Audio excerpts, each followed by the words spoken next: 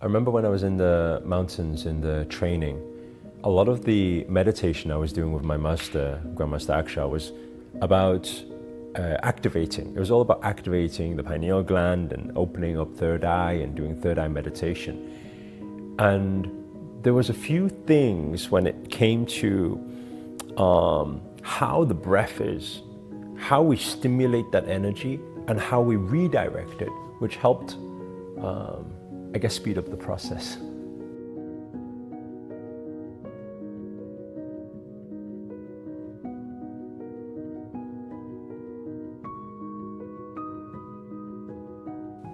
You see, a lot of people talk about that. They talk about decalcification, they talk about fluoride, they talk about all these different things, which it does make a difference, but actually the difference is minor in comparison to understanding this instrument. I'm not saying it doesn't make a difference, it does, but even if you use fluoride toothpaste, you could still activate pineal gland, but it's more about understanding how it works inside.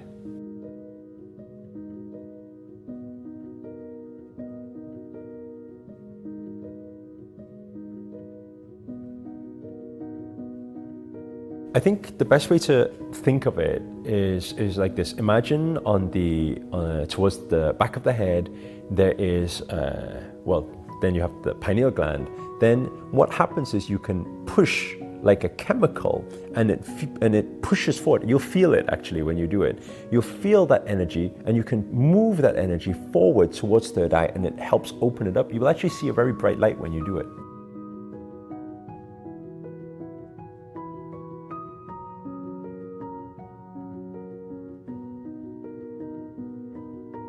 And then from there, it probably would require more guidance in practice from a practitioner, from a master, something like that. Because outside, and this is what my master always says, he said that one should not really venture outside by themselves without any guidance, because it's the infinite world.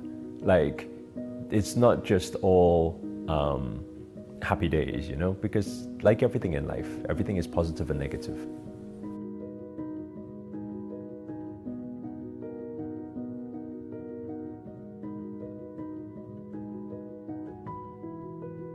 Well, what you can do is, so imagine all of your energy right now is stored in towards your lower three chakras, and how we understand that is very simple, because let's say, for example, have you ever been in a food coma before, right? What was food coma? Food coma is when you eat too much food. What happens is actually your energy is so much used here that your whole body can feel asleep. So it will want to shut down just because it's processing too much energy towards energy center, right? And the same thing with any sexual activities, it's the same thing, right? So these are our, what you call, what Napoleon Hill back then would call sexual transmutation, right? Or what the yogis in the mountains would call some Kundalini energies, right? Kundalini awakening and bringing those energies up. But you can transmute it, and when you transmute it and you push it through, pineal gland will naturally open. Regardless, you don't need any tools or any medicines or anything like that.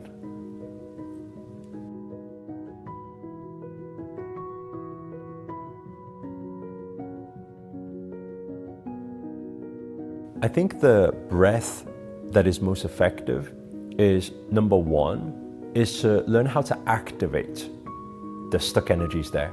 Towards the lower belt, there's always stuck energies. And how can we see the physical representation of that? If you ever tried to lose weight before, you'll find the abs on the top may be easier to show. The abs on the bottom, where that energy belt is very stubborn energy. It's stuck energy. So when we're able to free it up using some activation breath work, guess what happens, right? Not only do you allow the energies to become more vibrant and bring it up to do what you want to do in the third eye practices, but you will also lose physical weight.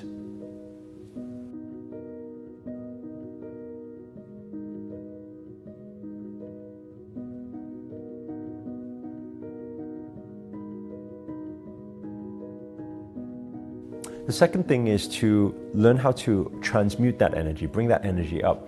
And you can do it with simple breath by inhaling, bringing that breath up and visualizing it at the same time. It will help guide the energy. You bring it up to the back of the head, right? When you bring it up to the back of the head and you hold, if you hold that breath while performing what we call a root lock, right? By locking the root, what will happen is you push, when you squeeze, you'll feel a small sensation towards the pineal gland actually, which pushes towards third eye.